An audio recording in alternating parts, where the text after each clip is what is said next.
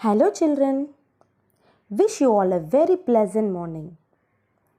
Today we are going to step into new topic, microorganisms, unit 16, page 180, microorganisms. Before knowing about microorganisms, look at the picture. Do you think you can see all the organism in this picture? No, you can't. There are few organisms which are not visible to your naked eye. They are microorganisms. Then how can we see it? It can be viewed through a special instrument, microscope. So the organisms which are not visible to our naked eyes and which could be viewed only with the help of microscope are called microorganisms. We can see several organisms in our surroundings, but we cannot see many of them with our eyes. They are microorganisms. These microorganisms can be seen only with the help of microscope. So, if you are asked what is microorganism means, what should be your answer? The organisms which can be viewed only with the help of microscope are called as microorganisms. Is it clear? The first microscope was invented by Anton van Leeuwenhoek. It was invented in the year 1674, which could magnify to 300 times. A microorganism or microscope is a microscopic living organism. Why? It can be viewed only with the help of microscope, which may be single-celled or even multicellular. The study of microorganism is called microbiology. The study of microorganism is called microbiology.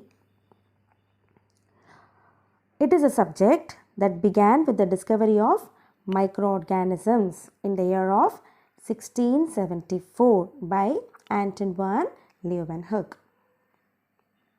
Where can you find this organism? It is present everywhere, every single place. Water, pond, mountain, plains, doorknob, wall, floor, etc. Why? Even it is present inside our body. It is present all around us. It is present in the air we breathe, and this plays a very important role in our life. Some of these microorganisms are useful, but some are very, very harmful. It is used as a decomposer of organic material. They help to keep the soil fertile. How it can recycle one living matter into valuable nutrients in the soil. That's how it keeps the soil fertile. So microorganisms are both helpful and also very harmful. The organisms, these microorganisms can be studied under 5 categories. They are virus, bacteria, fungi, protozoa and algae. First, let us see about virus. So, in this lesson, we will learn about all kind of microbes in detail. But first, we are going to see about virus. I know that everybody are very scared of virus. You know why? People say viruses are very dangerous, causing dreadful disease. Is that true? Yes, of course, it's true. Virus is always harmful to us. They are like villains. In Latin, virus means poison. Virus means poison. It lies on the borderline of living and non-living. It's a fascinating character of virus. That's how. If it remains over a non-living thing, it is inactive. It's like a dead organism. To become alive, they make an entry into a living organism. It may be a plant, animal, or human. It becomes alive when it enters into a living organism and start to spread. Most of the diseases like influenza, chickenpox, even at present COVID-19, all this kind of diseases are due to virus. This microbe is very small, very small. Viruses are 10,000 times smaller than bacteria. Okay, they can only become active when it enter into a living cell. If it is over a non-living cell, it is inactive. No antibiotic is still found to cure virus. Why antibiotics remains inactive towards a virus. And this virus is not a cell. This virus can replicate. Replicate means multiply only in the living host cell. This virus consists of DNA or RNA core. This core is surrounded by protein coat. So the virus contains either DNA or RNA. It is surrounded by protein coat. The coat may be enclosed in a lipid envelope. Why this virus is said to be non-cellular? It is not considered as a cell at all. Why? It doesn't have nucleus. It doesn't have cytoplasm. It doesn't have any organelles. Already I have studied about cell. So nucleus, cytoplasm and organelles are very important for the cell structure. But all these are absent in virus. So it is said to be non-cellular. And also these viruses are said to be non-living. Why? This virus cannot feed, it cannot respire, it cannot reproduce, but it can multiply. It can produce more and more same kind of viruses. But it cannot reproduce. It cannot reproduce as the normal living organism do. It cannot excrete. It cannot show any kind of motion. They show no sensitivity. They cannot grow. But only thing, these viruses can replicate or multiply. Next, we are going to see about the structure of virus.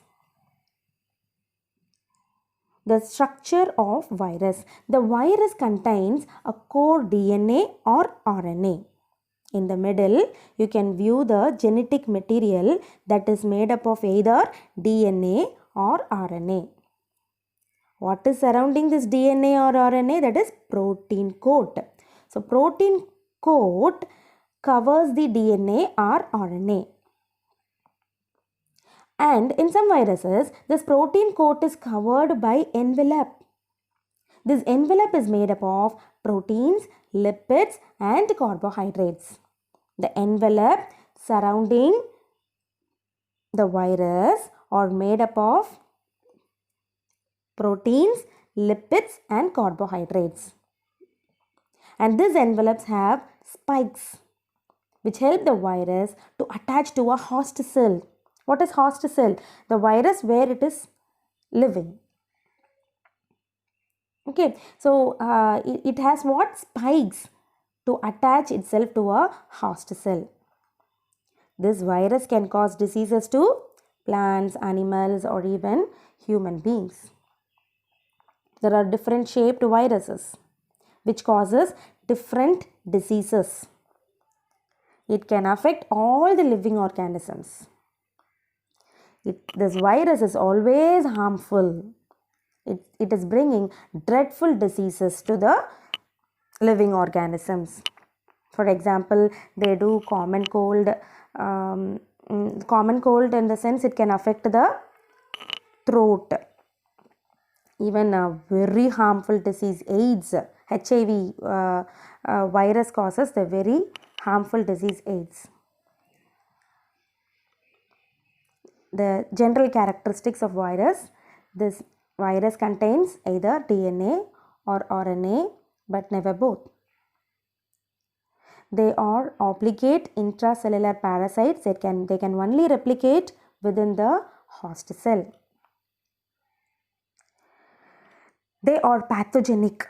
Pathogenic in the sense disease causing organism. Virus can reproduce. That means it can replicate only by changing the genetic material of the host cell. Once if it is getting entry into a cell, it make that cell of its own by changing the genetic material. The disease is caused by viruses. Here this picture denotes a common cold, chickenpox, viral fever, at present coronavirus. All these are a kind of some of the examples of diseases which is caused to the human being. Even this virus can affect the animal, plants. So in such a way, viruses are affecting all the living creatures. Again I tell you, it remains inactive. It remains as a dead organism when it is outside the living body.